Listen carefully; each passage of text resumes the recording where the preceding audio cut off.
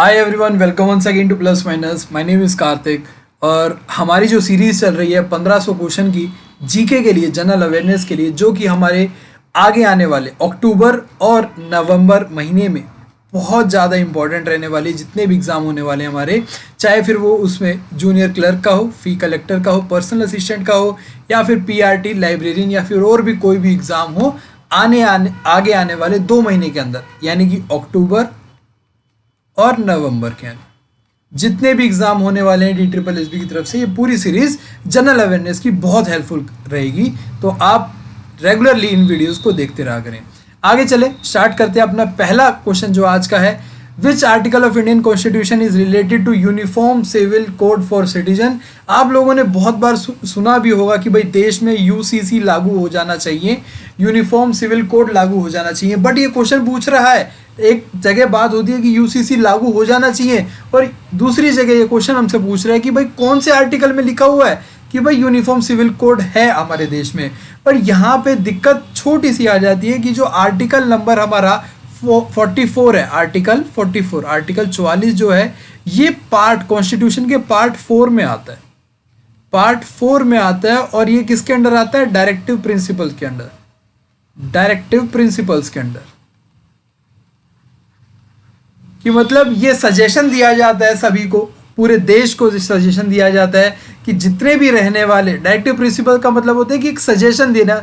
इसके अंदर जितनी भी चीज़ें आती हैं वो एक सजेशन होता है कि ये अच्छा काम होगा, इस काम को आप करिए, ठीक है। चाहे फिर वो नागरिकों के लिए हो, स्टेट के लिए हो, या फिर भारत सरकार के लिए, यूनियन गवर्नमेंट के लिए हो। तो डायरेक्टिव प्रिंसिपल के अंडर आता है, इसीलिए ये लागू नहीं है पूरे ढंग से, एज अ लॉ के रूप में नहीं है कि uniform civil law, uniform civil code है। यहाँ पे बहुत सारी चीज़ें हैं, अलग अलग धर्मों के हिसाब से, अलग अलग यहाँ पे कम्युनिटी के हिसाब से, माइनॉरिटीज़ के हिसाब से कुछ चीज़ें अलग हैं, जिनको अलग बनाती हैं। जो इंडिया का जो लॉ है उससे छोटी मोटी चीज़ें अलग अलग हैं, कुछ कुछ चीज़ें हैं। ज़्यादातर वो जैसे पर्सनल बोर्ड्स हैं, जो उसमें जो धर्म के हिसाब से पर्सनल बोर्ड हैं, उनके जो नियम लगते हैं वो यहाँ पे यूनिफॉर्म सिविल कोड का जो एक पूरा एक ओवरऑल सिनेरियो देखा जाए तो वो उसको फुलफिल नहीं कर पाते हैं, ठीक है। तो यहाँ पे किस में लिखा हुआ है? आर्टिकल नंबर 44 में लिखा हुआ है कि state shall ensure uniform civil code for every citizen, ठीक है। अब यहाँ पे बात कर लेते हैं बाकी के बचे हुए आर्टिकल्स की भी, आर्टिकल्स का और अमेंडमेंट का।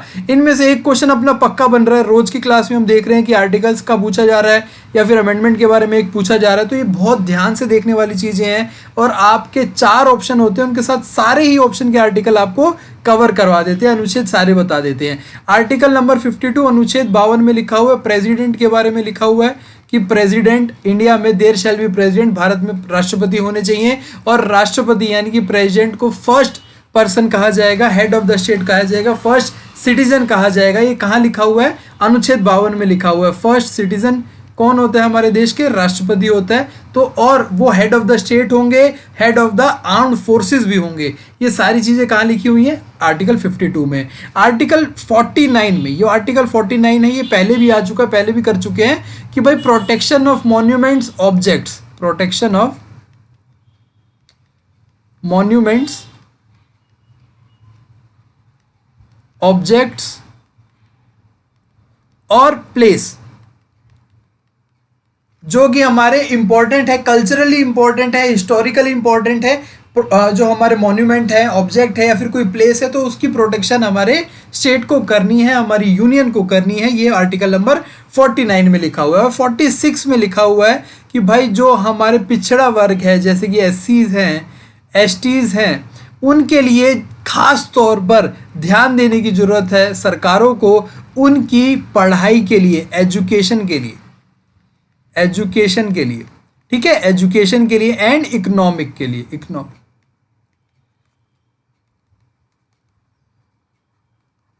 एजुकेशन एंड इकोनॉमिक इंटरेस्ट किनकी? जो पिछड़ा वर्ग है, खास तौर पर SC और ST के जो कम्युनिटी में जितने भी सिटीजन आते हैं, उनकी पढ़ाई के लिए और उनकी इकोनॉमिक से रिलेटेड जुड़ी हुई जो इंटरेस्ट है, उनको खास तौर पर ध्यान रखना है। ये आर्टिकल 46 में, अनुच्छेद 46 में ये लिखा हुआ है। तो अपने क्वेश्चन का आंसर क्या था? अपने क्वेश्चन का आंसर तो क्या था? 44 था, ठीक है। आगे चलते हैं अब। नेक्स्ट क्वेश्चन है डायरेक्ट इनडायरेक्ट टैक्स के बारे में हम पहले भी पढ़ चुके हैं। डायरेक्ट टैक्स वो होता है, यहाँ पे क्वेश्चन में बोला गया डायरेक्ट टैक्स के बारे में 2 स्टेटमेंट है, आप बताइए। तो डायरेक्ट टैक्स वो होता है जो हमारी सैलरी पे, जो हम पे अपनी जो सैलरी होती है उससे डायरेक्ट हम दे देते हैं, चाहे फिर वो इनकम टैक्स हो, हाउस टैक्स हो वगैरह, यानी कि इस हिसाब से जो हमने कमाया, सिर्फ सैलरी से नहीं, इनकम पे पूरी पे बात करेंगे, जो हम कमा रहे हैं उसका अब हम डायरेक्ट टैक्स किसको देते हैं, सरकार को देते हैं। तो ये क्या होता है, direct tax consist of incomes of individual. Yes, absolutely correct. ये आय पर कर शामिल होता है, व्यक्तियों की आय पर कर शामिल होता है डायरेक्ट टैक्स में, ठीक है, जो डायरेक्ट दिया जाता है, इनडायरेक्ट रूप से नहीं दिया जाता। इनडायरेक्ट क्या होता है, जैसे हम कोई चीज खरीदते हैं तो उसके ऊपर जो टैक्स लगता है हम वो देते हैं, बट वो हम डायरेक्ट सरकार को नहीं दे रहे होते, उसका पैसा तो हम किसको दे रहे होते हैं, जिससे हमने चीज या सर्विस ली है, फिर वो आगे अपना टैक्स भरता है, ठीक है। Income tax is one of the direct tax, absolutely correct है।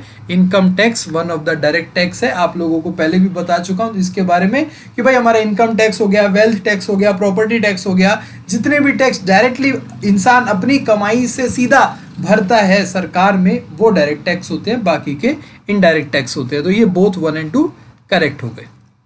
आगे क्वेश्चन है हमारा, बहुत अच्छा क्वेश्चन है, हिस्ट्री पे बेस्ड है, और यहाँ पे लिखा हुआ चाइल्ड मैरिज रिस्ट्रेन एक्ट 1929 में लागू हुआ था, और window remarriage, sorry my mistake, window, यहाँ पे एक्चुअली हुआ क्या था, DSSB की जो ऑफिशियल आंसर की आई थी उसमें विडो की जगह विंडो लिखा हुआ था, तो वही दिमाग में रह गया, उसको मैंने ठीक करके यहाँ पे विडो करा था। तो विडो रीमैरिज एक्ट 1858, यहाँ पे इनमें से एक गलत है, यहाँ पे इनमें से एक गलत है। अब हमें ये तो पता है कि भाई चाइल्ड मैरिज रिस्ट्रेंट एक्ट 1929 में, जी हाँ, हमारे भारत के आज़ाद होने से पहले अंग्रेजों द्वारा करा गया था, imperial legislative council of India. ये किसके द्वारा लागू करा गया था, 1929 में करा गया था, imperial legislative council of India.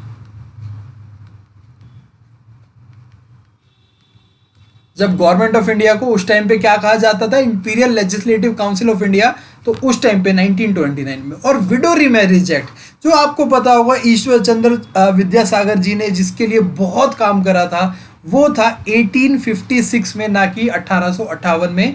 ये यहाँ पे रॉन्ग हो जाएगा, और ये था 1856 में। 1856 में ड्राफ्टेड बाय लॉर्ड डलहौजी, जो उस टाइम पे कौन थे, ड्राफ्ट करा था। ये पूरा एक्ट किसने ड्राफ्ट करा था,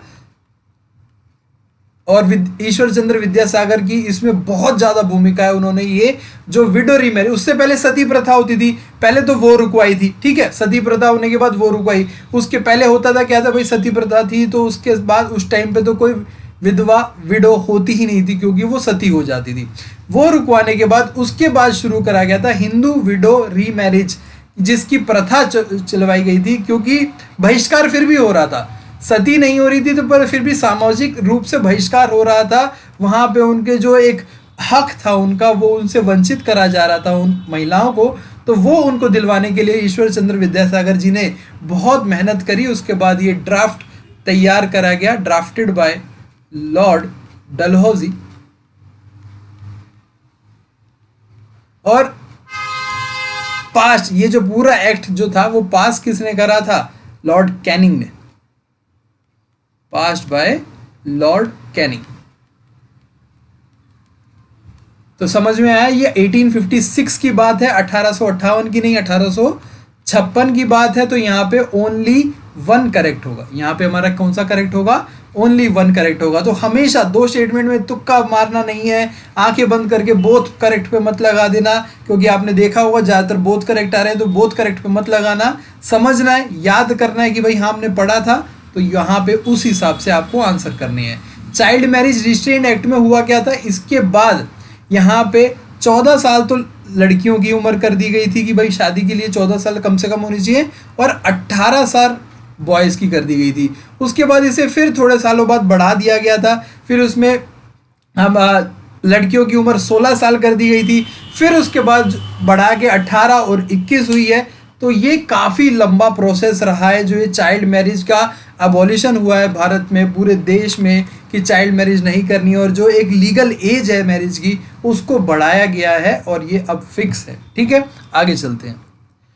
dash fight against germs that may enter in our body. हमारे शरीर की जो जर्म्स जो घुसते हैं हमारे शरीर में, उससे कौन लड़ता है, रोग प्रतिरोधक क्षमता किसके तहत होती है। तो ये पूछा गया हमसे सीधे सीधा कि प्रवेश करने में कीटाणुओं से लड़ने की कौन हमारी मदद करता है, तो वो कौन से होते हैं, सफेद रक्त कोशिकाएं यानी कि white blood cell. White blood cell एक एज आर्मी की तरह यूज करती है बैक्टीरिया और वायरस के अगेंस्ट। ये एक व्हाइट ब्लड सेल क्या है, बीटीएस आर्मी नहीं है, ये हमारी डब्ल्यूबीसी आर्मी है। डब्ल्यूबीसी आर्मी है जो कि एक्ट करती है किसके against, army against bacteria and virus. Bacteria और वायरस के खिलाफ ये एक आर्मी की तरह काम करती है। अब ब्लड में कई सारी चीजें होती है, ब्लड के 4 कंपोनेंट होते हैं, फटाफट सबके बारे में जान लेते हैं। ब्लड जो है वो 4 कंपोनेंट से बना होता है। पहला होता है हमारा प्लाज्मा, दूसरा होता है हमारा आरबीसी जिसे हम रेड ब्लड सेल कहते हैं, चौथा होता है हमारा डब्ल्यूबीसी और तीसरा होता है हमारा डब्ल्यूबीसी और चौथा हमारा क्या होता है, प्लेटिलेट्स होता है।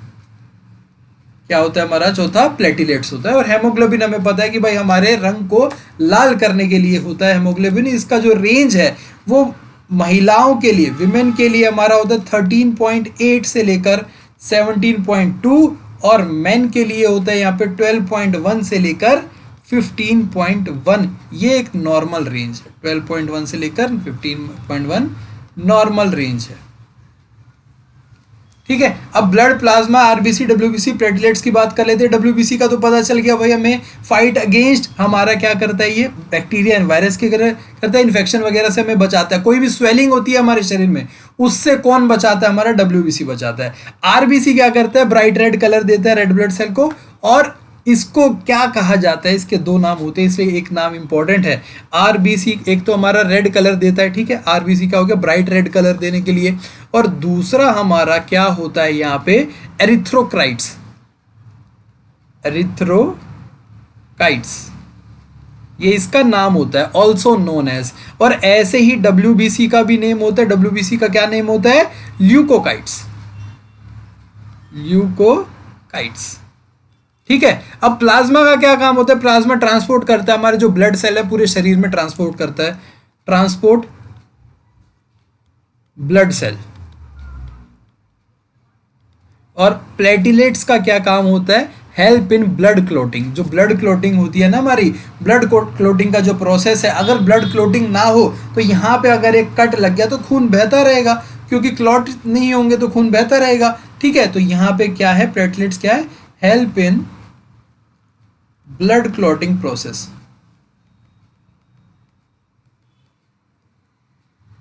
ठीक है, तो ये चारों ही आपको समझ में आ गए। आगे अगर किसी और का, जैसे यहाँ पे डब्ल्यूबीसी का पूछा गया था, आरबीसी का पूछा जाएगा बता देंगे, प्लाज्मा का पूछा जाएगा, प्लेटलेट्स का पूछा जाएगा बता देंगे, हेमोग्लोबिन की नॉर्मल रेंज पूछी जाएगी तो भी हम बता देंगे। आगे चलते हैं।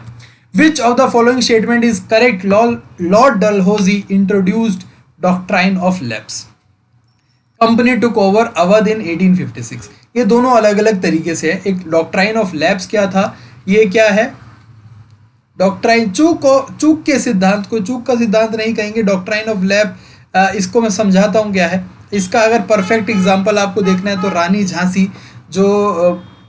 की जो कहानी है वो इसी के ऊपर आधारित है, इसी के इर्द गिर्द घूमती है, डॉक्ट्राइन ऑफ लैप्स की।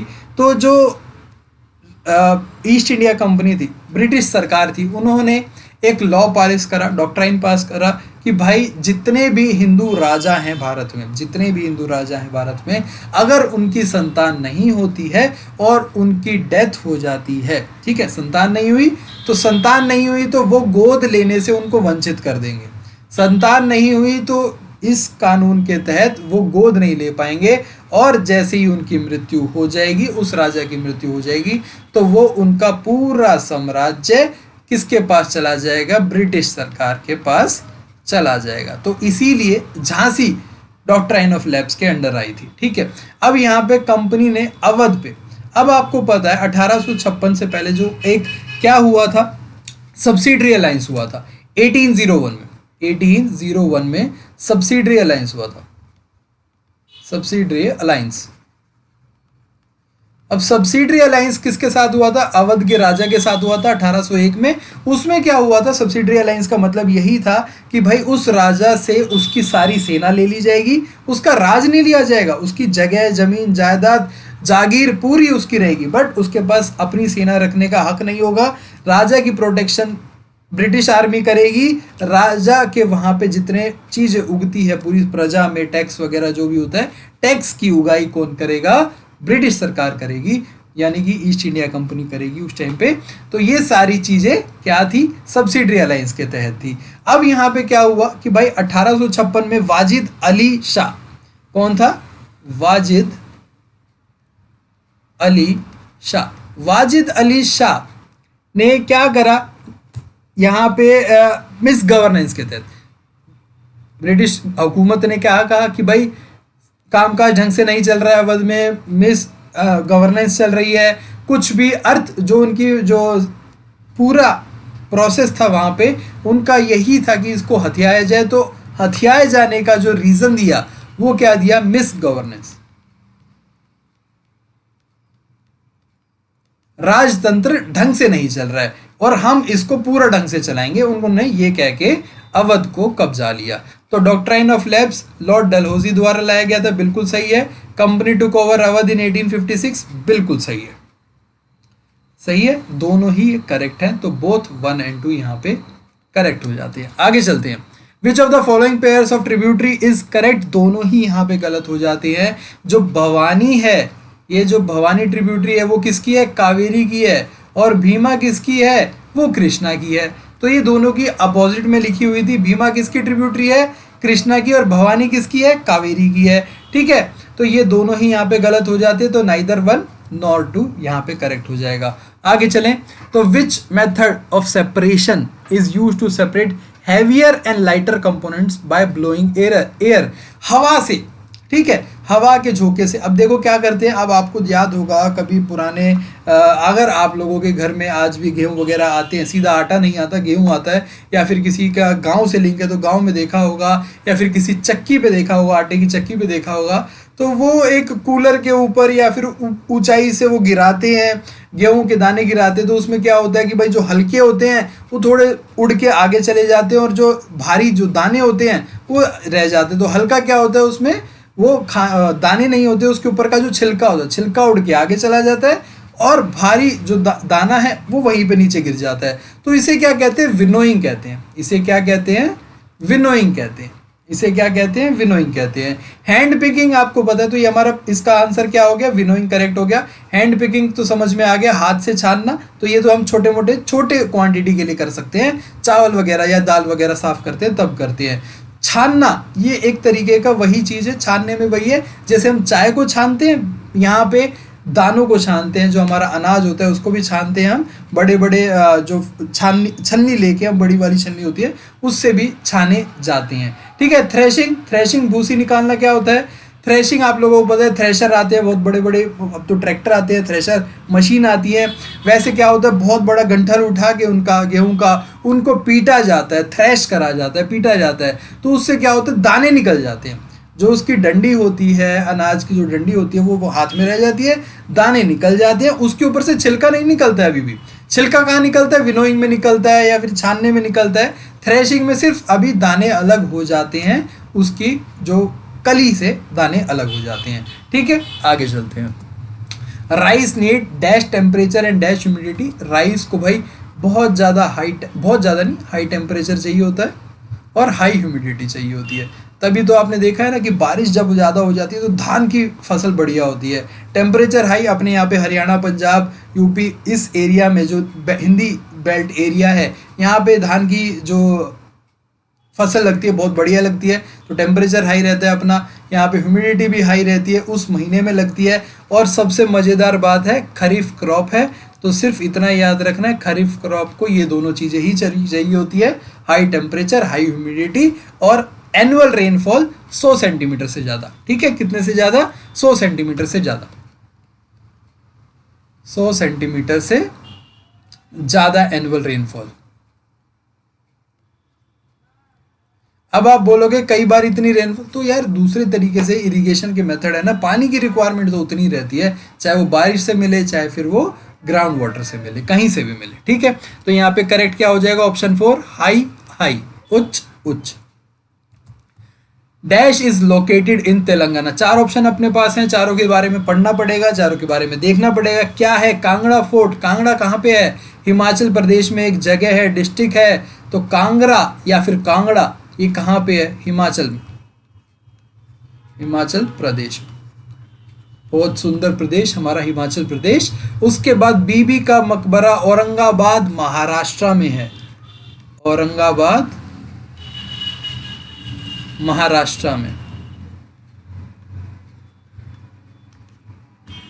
बीबी का मकबरा की एक खास बात क्या है पता है आप लोगों को, ये बीबी का मकबरा उसी आर्किटेक्ट ने डिजाइन करा था जिसने ताजमहल ने, ठीक है। तो बहुत ज्यादा सिमिलरिटी है, वही कोर्टयार्ड पूरा, आगे वही एक फूलों का बगीचा और पेड़ पौधे उसी तरीके से लगे हुए हैं। डिजाइन डोम चारों तरफ वो पिलर से ऐसे ही लगे हुए हैं जैसे ताजमहल की हैं, तो उसकी हूबहू कॉपी लगती है, छोटे लेवल पे कॉपी लगती है बीबी का मकबरा, ठीक है। अब ये जो है शेरशाह सूरी टॉम, ये कहाँ पे है, सासाराम टाउन में, बिहार में।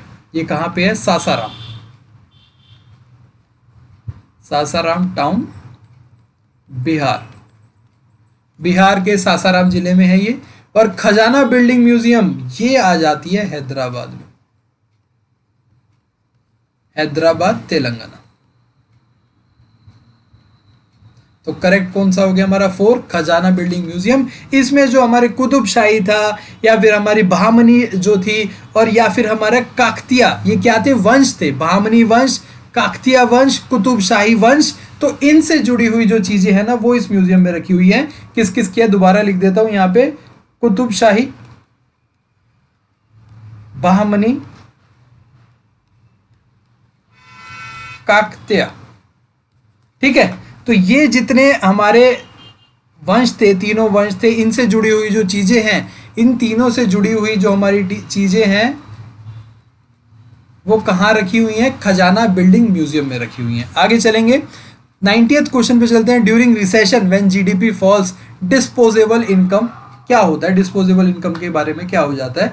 जीडीपी आपको पता है ग्रॉस डोमेस्टिक प्रोडक्ट। अब ये जीडीपी गिर जाती है, रोज सुनते हैं हम, अपोजिशन लगाती है कि जीडीपी गिर गई, फिर जो रूलिंग पार्टी है वो कहती है अपने टाइम पे देखो तुम्हारी कब, जब हमने शुरुआत करा था तो कितनी जीडीपी दी थी। तो इतना जीडीपी वीडीपी हम सुनते रहते हैं, समझ हमें कुछ नहीं आता है कि क्या चल रहा है। हमें अभी भी वही पता है कि भाई हमारा पेट्रोल महंगा हो रहा है, तब भी महंगा हुआ था, अब उस टाइम के हिसाब से अब भी महंगा हो रहा है, इस टाइम के हिसाब से फल सब्जी वगैरह महंगी हो रही है। तो वही समझ में नहीं आता कि भाई जीडीपी वगैरह है क्या, ठीक है। अब यहाँ पे उतना डीप में नहीं जाएंगे, बस इतना समझेंगे, रिसेशन कब आता है, जब भाई कुछ मार्केट में चीज़ें बिक नहीं रही होती हैं, लोग खरीद नहीं रहे होते हैं। लोग खरीद नहीं हो रहे थे क्योंकि उनके पास पैसे नहीं होते हैं, ठीक है। लोग खरीद नहीं रहे होते क्योंकि उनके पास भाई जो इनकम है वो कम होती है। अब एक तरीके फिर रिसेशन कब आता है, देखो कंपनियां, जब एक होता है ना कि रिसेशन आ गया नौकरियां छूट रही हैं, वो होता क्यों है कि भाई जब मार्केट में डिमांड कम हो जाती है, इकोनॉमी हमारी ठप होने लग जाती है, लोगों के पास पैसे कम हो जाते हैं, तो वो चीज़ें कम खरीदेंगे, प्रोडक्ट कब खरीदेंगे, अब सर्विसेज कब खरीदेंगे। तो बड़ी बड़ी कंपनियां जो प्रोडक्ट बेचती हैं, सर्विसेज बेचती हैं, जो खरीदेंगे नहीं कम, तो वो इतनी बड़ी मैन पावर का करेंगे क्या, वो नौकरियों से निकालने लग जाते हैं। तो जब ऐसा केस हो जाता है तो डिस्पोजेबल इनकम क्या हो जाती है। अब डिस्पोजेबल इनकम वो इनकम होती है कि जब हमारी सैलरी आई और उसमें से हमने जितना भी हमने क्या करना था, बिल वगैरह भरने थे, हमारे टैक्स कटने थे, वो सारी चीज करने के बाद जो हमारे हाथ में पैसे रह जाते हैं, बेसिकली एक तरीके का इन हैंड सैलरी जो रह जाती है उसको कह देते हैं। इन हैंड सैलरी तो नहीं कहेंगे, एग्जैक्ट नहीं कहेंगे, बट वही जो हमारे पास बच जाता है, हमने जो सारी चीजें अपने टैक्स वगैरह भरने थे वो भर दिए, जो हमारे हाथ में बच जाता है डिस्पोजेबल इनकम होता है। ये एक्चुअली में है क्या, खर्च करने के लिए जो इनकम है, खर्च करने के लिए जो पैसे होते हैं कि भाई अब ये हमारे पास सारी चीजें कर ली हमने, अब ये हमारे हाथ में इतने पैसे बचे हैं, इससे हम जिएंगे। पैसे खर्च करेंगे तभी तो जी पाएंगे ना, खाएंगे पिएंगे पहनेंगे तभी तो जी पाएंगे। तो ये डिस्पोजेबल इनकम वो होती है। तो भाई जीडीपी गिर रही है, रिसेशन हो रहा है, तब ये फॉल्स लेस शार्पली, नीचे धीरे धीरे करके गिरती है, क्योंकि ऑब्वियस ही बात है भाई खाना पीना तो चलेगा ही ना। लोगों का जो डिस्पोजेबल इनकम है वो हाथ में खर्च करने के लिए धीरे धीरे ही तो कम होगी। जब प्रोडक्ट बिकेगा या फिर वो कम हो जाएगा बिकना और उसके बाद नौकरी चली जाएगी तो वो धीरे धीरे करके नीचे गिरती जाती है। ज़ीरो एकदम ज़ीरो नहीं होती है, इंक्रीज तो होने का मतलब ही नहीं होता, कांस्टेंट भी नहीं रहती, तो नीचे गिरती है, कम तेजी से गिरती है, पर जितनी तेजी से जीडीपी गिर रही है उसके कम तेजी से गिर रही होती है। ठीक है, आगे चलेंगे। ये मोटे रूप में समझाता हूँ मैं आप लोगों को, इकोनॉमी का एक्सपर्ट मत समझना, जितना एक नॉलेज के लिए जरूरी होता है उतना समझाने की पूरी कोशिश करता हूँ। कोई गलती हो जाए तो देख लेना, माफ कर देना और कमेंट करके बता देना कि भाई ये गलती हुई है। ठीक है, आगे चलते हैं। देखिए 2019 फीफा वर्ल्ड कप का फिर से क्वेश्चन आ गया है, आप लोगों को कमेंट करके बताना। इसका आंसर नहीं, इसका आंसर तो मैं बताऊंगा, आप लोगों को बताना है। पिछली वीडियो में देख के, नहीं देखा तो देख लीजिए, देखा हुआ जिसने उसका विनर बताओगे आप लोग, उसका होस्ट नेशन बताओगे, सेकंड प्लेस किसको मिला था वो बताओगे। इन तीनों का जवाब आप लोगों को कमेंट करके लिखना है। और यहाँ पे जो गोल्डन बूट मिला था वो किसको मिला था? एर्लिंग हालांड को। एर्लिंग हालांड को ये क्या मिला था? गोल्डन बूट मिला था। और ये नॉर्वे के थे। ये कहाँ के हैं प्लेयर? नॉर्वे के प्लेयर हैं। ये 2019 फीफा अंडर-20 वर्ल्ड कप जो हुआ था, बड़ा जो फीफा वर्ल्ड कप होता है वो नहीं, अंडर-20 वर्ल्ड कप। ठीक है, 51वां अमेंडमेंट, देखिए आर्टिकल का क्वेश्चन स्टार्टिंग में आ गया, उसके बाद 51st अमेंडमेंट के बारे में आ गया।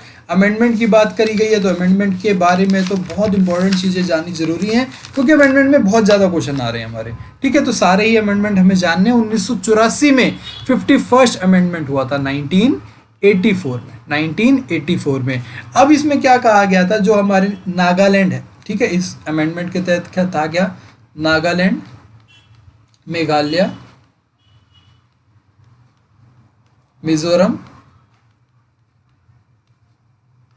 एंड अरुणाचल प्रदेश,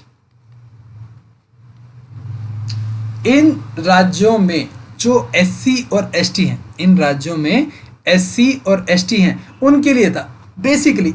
इन राज्यों में नॉर्थ ईस्ट में ना एसटी ज़्यादा है, शेड्यूल्ड ट्राइब ज़्यादा है, वहाँ पे ट्राइबल एरिया ज़्यादा है। तो एसटीज के लिए, शेड्यूल्ड ट्राइब के लिए,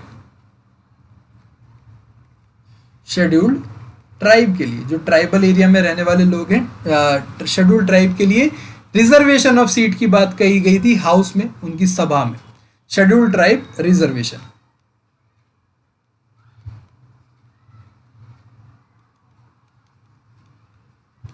हाउस में, यानी कि जो सदन होते हैं उसमें जो रिजर्वेशन की बात है शेड्यूल्ड ट्राइब में, नागालैंड, मेघालय, मिजोरम और आंध्र प्रदेश में 1984 के इस संशोधन में, 51वें संशोधन में, 51st अमेंडमेंट में। आगे चलेंगे हम। India launch supply chain resilience initiative in April 2021।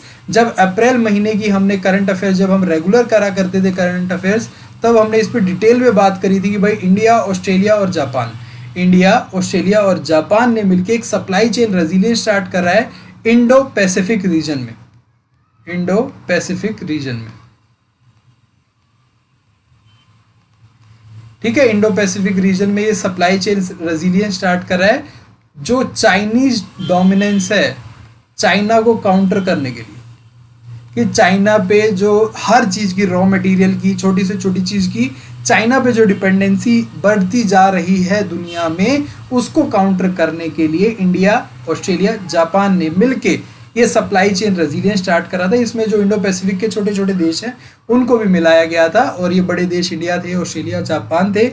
इनके तहत इन्होंने काउंटर करने की पूरी प्लानिंग थी, और ये कर रहे हैं, उस पर बहुत ज़्यादा काम चल रहा है, ताकि जो सप्लाई प्रोवाइड करी जाए छोटी चीज़ों की, वो इन देशों के द्वारा करी जाए। अब सारी चीज़ तो इन तीनों देशों में भी नहीं है, इसीलिए इंडो पैसिफिक रीजन में जो छोटे छोटे आइलैंड कंट्रीज हैं उनको जोड़ा गया है, तो उसमें भी इनकी भागीदारी बढ़ जाती है। उनको मनाना था, क्योंकि डोमिनेंस चाइना का उन पे भी बहुत ज़्यादा था, बट वो भी चाइना से सताए हुए नेशन थे, तो वो भी इनके साथ जुड़े आराम से। आगे चलते हैं। Which of the following is correct about insolation. Insolation क्या होता है? अगर इंसोलेशन को अगर मोटे रूप से देखें तो ये धरती है और ये हमारा सूरज है, और मान लीजिए सिर्फ इतने से एरिया की बात अगर करें तो यहाँ पे ये सूरज की रेडिएशन जो पड़ रही है, तो इसे ही इंसोलेशन कहते हैं। इसे ही इंसोलेशन क्या कहते हैं? Measure of soul. अब इसको इंसोलेशन को क्या कहेंगे? इतना एरिया हमने कब मान लिया है ये सन है हमारा। अब इस पे कितनी सूरज की किरणें पड़ रही हैं उसके मेजर को क्या कहेंगे, इंसोलेशन कहेंगे। उसको क्या कहेंगे, स्पेसिफाइड एरिया है हमारा, छोटा सा एरिया हमने देख लिया है कितने स्पेसिफाइड एरिया करा, उसमें कितनी सूरज की किरणें पड़ी हैं, कितने टाइम में पड़ी हैं, तो एरिया, टाइम और कितनी सूरज की किरणें, तो उसको क्या कहते हैं, इंसोलेशन। अब यहाँ देखो भाई कितनी किरणें पड़ेंगी, कितनी धूप आएगी, कितनी रेडिएशंस आ रही हैं सूरज की, उससे भाई ज़्यादा आएगी तो सीधी सी बात है टेम्परेचर बढ़ेगा, इन्फ्लुएंस उसका टेम्परेचर पे होगा ही। क्यों, सही है ना, सीधी बात है, टेम्परेचर बढ़ेगा। दूसरा क्या है, it increases from equator towards pole. नहीं, ऐसा सुना है कभी कि आप देखो ये हमारी अर्थ अगर बन जाए और ये हम इक्वेटर मान लें, तो सबसे ज़्यादा सूरज की किरणें इक्वेटर पे ही पड़ती है, और पोल की तरफ जैसे जैसे आगे बढ़ते हैं तो यहाँ पे पर एरिया सनलाइट कम होती जाती है, तो ये डिक्रीज होता है ना कि इंक्रीज, तो इसीलिए ये स्टेटमेंट रॉन्ग हो जाएगी। जैसे जैसे हम ध्रुवों की तरफ बढ़ते हैं, उत्तर ध्रुव और दक्षिण ध्रुव की तरफ बढ़ते हैं, हमारे जो बहुमध्य रेखा है, इक्वेटर है, उससे जब ऊपर या नीचे की तरफ जाते हैं तो हमारी सूरज की किरणें कम होती जाती हैं, तो इसीलिए ये स्टेटमेंट, ये लाइन गलत हो जाएगी। करेक्ट कौन सी होगी, ओनली वन। आगे चलेंगे, size of pupil is controlled by. यहाँ पे आपको एक आई का एक पूरा डायग्राम जो हम बचपन से याद करते आ रहे हैं, बनाते आ रहे हैं, स्कूल में बनाया, उसके बाद किसी ने और अगर मेडिकल फील्ड में चला गया तो वहाँ पे भी बनाया होगा। तो यहाँ पे जो डिपेंड करता है, जो ये आइरिस है, अब किसका पूछा, प्यूपिल का। प्यूपिल कहाँ पे है भाई, प्यूपिल हमें ये दिख रहा है, ये जो प्यूपिल है, ये यहाँ पे जो दिख रहा है ये क्या है, प्यूपिल है, और ये जो हमारा नीले रंग का है ये आइरिस दिख रहा है। इस आइरिस के अंदर जो मसल्स है ना, इस आइरिस के अंदर जो मसल्स हैं वो डिपेंड करती है कि भाई हमारी प्यूपिल कितना खुलेगी, कितना कॉन्ट्रैक्ट होगी। तो आपने कभी देखा होगा ना कि जब अंधेरा हो जाता है तो हमारी आंखें बड़ी बड़ी हो जाती हैं, और उसके बाद फिर जब एकदम से उजाला होता है तो आंखें हम बंद कर देते हैं, दिखता नहीं है कुछ भी हमें, और वो एकदम से कंट्रैक्ट हो जाती है। तो ये डिपेंड करता है, ये मसल उसको कंट्रोल करती है, और वो डिपेंड करता है सराउंडिंग में रोशनी कितनी है उस हिसाब से। अगर बिल्कुल भी वहाँ पे लाइट सोर्स नहीं है तो ये अपने आप को एक्सपेंड कर देंगे ताकि जितना भी लाइट रिफ्लेक्ट होकर आ रहा है चीज़ों से वो हमारी आइज़ में जा सके। और अगर बहुत ज़्यादा रोशनी है तो एकदम इतनी ज़्यादा रोशनी हमारी आंखों में जाएगी तो हमारी नर्वस सिस्टम जो है, रेटिना जो नर्व्स, ऑप्टिक नर्व्स है, वो खराब हो जाएंगी। तो इसलिए वो सिकोड़ लेते हैं अपने आप को ताकि कम से कम ज़रूरत के हिसाब से ही हमारी आँखों में रोशनी जाए। तो ये किस पे होता है, आँख की पुतली यानी कि आइरिस पे के अंदर जो मसल्स होती हैं उस पे वो कंट्रोल करती है साइज ऑफ प्यूपिल को। ठीक है, वो क्या करती है, साइज को कंट्रोल करती है, प्यूपिल के साइज को। आगे चलते हैं, which of the following pair of type instrument is correct. देखिए, टाइप इंस्ट्रूमेंट का मतलब है कि ये इंस्ट्रूमेंट, ये जो हमारा उपकरण है वो किस तरीके का है, किस तरीके का है। फ्लूट, तात, ये हिंदी के हैं, ये क्लासिकल इंस्ट्रूमेंट है ना, फ्लूट है, तबला है, ये क्लासिकल इंस्ट्रूमेंट है। तो सुशीर और तात, इसका मतलब समझ में आना चाहिए। सुशीर क्या होता है, विंड इंस्ट्रूमेंट होता है। सुशीर क्या होता है, विंड इंस्ट्रूमेंट होता है। सुशीर का मतलब क्या होता है, विंड इंस्ट्रूमेंट। क्या तबला सुशीर इंस्ट्रूमेंट है, विंड इंस्ट्रूमेंट है, नहीं, तो ये रॉन्ग हो जाएगा। अब यहाँ पे इसमें साफ दिख गया कि दूसरा सुशीर हमारा विंड इंस्ट्रूमेंट है, तो फ्लूट हमारा क्या होता है, विंड इंस्ट्रूमेंट होता है। इसका मतलब तात तो नहीं होने वाला। और तात बेसिकली होता क्या है, ये होते हैं stringed instrument. Stringed instrument, stringed instrument जैसे कि हमारा हो जाता है वीणा, हो जाता है हमारा, इसके साथ साथ क्या हो जाता है हमारा, संतूर हो जाता है, इकतारा हो जाता है, एक तार वाला, यानी कि तात मतलब तार वाले जितने भी होते हैं, इकतारा हो जाता है। और ऐसे ही हमारे जो और तार वाले, एक बेंजो भी होता है हमारा, तार वाला होता है। तो तार वाले जितने भी हमारे इंस्ट्रूमेंट हैं वो क्या होते हैं, तात। ठीक है, अब यहाँ पे विंड इंस्ट्रूमेंट, सुशीर जो है, सुशीर विंड इंस्ट्रूमेंट में क्या हो गया, बांसुरी हो गया। ठीक है, हारमोनियम भी विंड इंस्ट्रूमेंट होता है। जरूरी नहीं है हमें जो भी विंड इंस्ट्रूमेंट है वो फूंक के ही बजाया जाएगा। हारमोनियम में भी जो आगे वो बजाते वो हवा से ही बजाया जाता है। ठीक है, हारमोनियम हो गया, बांसुरी हो गया, शहनाई हो गया, और भी बहुत सारी चीज़ें हो जाती हैं। ठीक है, अब यहाँ पे तो दोनों ही रॉन्ग हो गए, तो ये हो जाएगा नाइदर वन नॉट, दोनों ही यहाँ पे रॉन्ग हो गए। तो करेक्ट ऑप्शन हमारा ऑप्शन नंबर 3 हो गया। आगे चलते हैं। Dash compiled Purana and Mahabharat.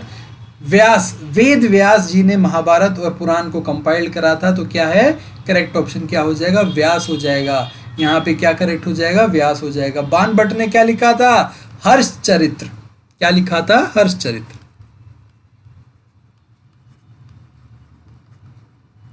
हर्ष चरित्र और कादम्बनी, सॉरी, ठीक है। बाण भट्ट ने क्या लिखा था, हर्ष चरित्र और कादम्बनी। कालिदास ने क्या लिखी थी, कालिदास जी ने क्या लिखा था, मेघदूता। कालिदास जी ने क्या लिखा था, मेघदूता। और अब यहाँ पे तुलसीदास, तुलसीदास जी को कौन नहीं जानता, उनकी जो हम रोज, मेरे ख्याल से हमें दिन में अगर एक बार भी हम हनुमान चालीसा पढ़ लेंगे तो हमारा जीवन सफल है। तो तुलसीदास जी ने क्या, एक तो सबसे बड़ी चीज लिखी थी उन्होंने, रामचरितमानस, रामचरितमानस। और क्या लिखा था इन्होंने, हनुमान चालीसा।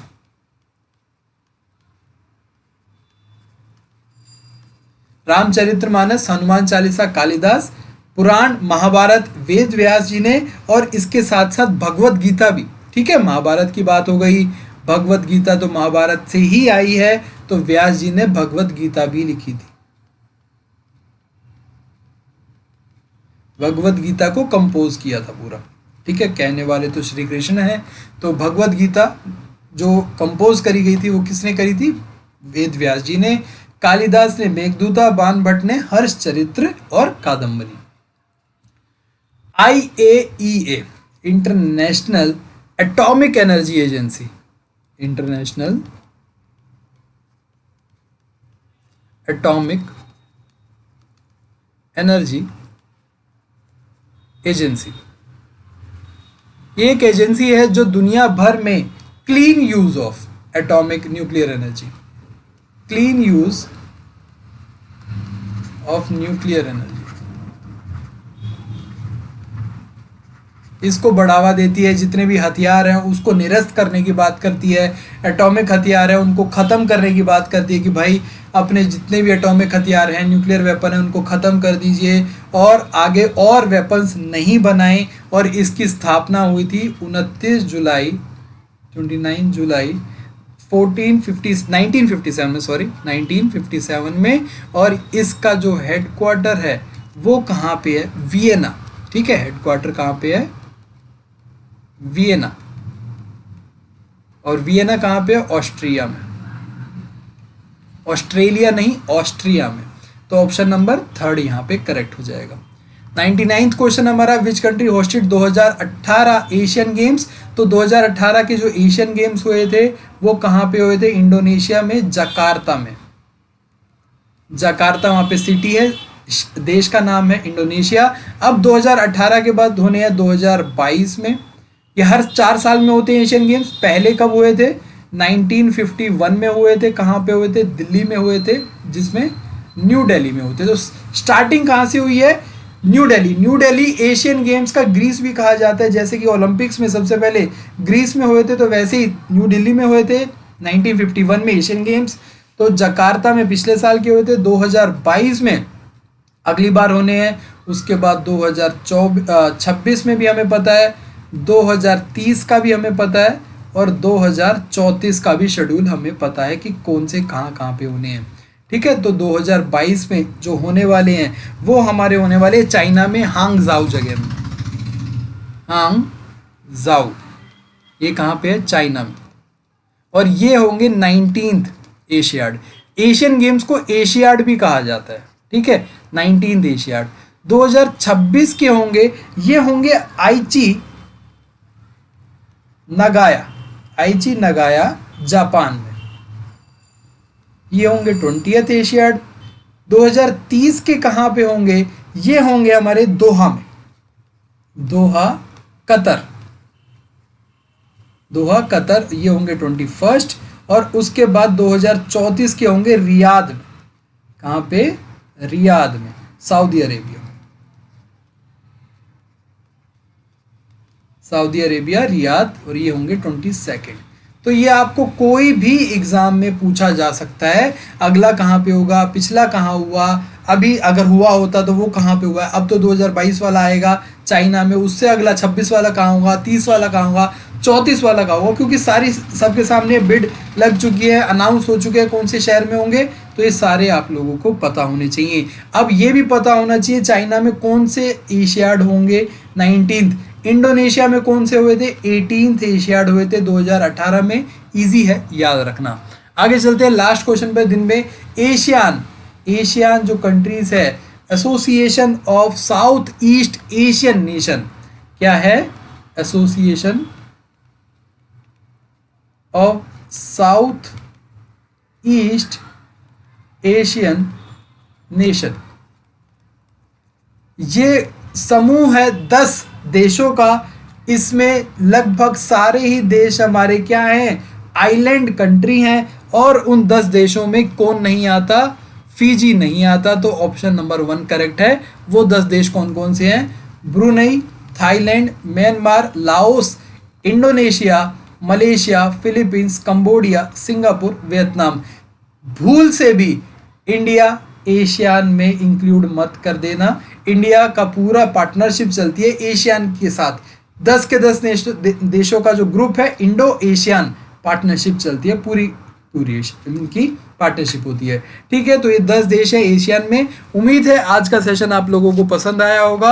अगर कोई बात आप लोगों को लगती है कि मुझे बतानी है कि इसमें और कैसे हम इम्प्रूवमेंट कर सके, जो हमारे 1500 क्वेश्चन की जो सीरीज चल रही है उसमें और कैसे इम्प्रूवमेंट कर सके, तो प्लीज़ कमेंट करके ज़रूर बताएं। जो आपको क्वेश्चन दिए जाते हैं, पूछे जाते हैं, उनको कमेंट करके बताएं। जो आपको हर क्वेश्चन के साथ ऑप्शंस को भी एक्सप्लेन करा जाता है, उन्हें भी ध्यान से सुना करें, ताकि आप लोगों के सारी की सारी चीज़ें क्लियर होती चले। तो बाय बाय, टेक केयर। आप लोग अपना ध्यान रखें, यूं ही तैयारी करते रहे। एग्जाम में बहुत अच्छे आपका परफॉर्मेंस रहेगा अगर आप रेगुलर अपनी तैयारी यूं ही पूरी फोकस के साथ करते रहेंगे। ठीक है, तो अपना ध्यान रखें। बाय बाय, टेक केयर, जय हिंद।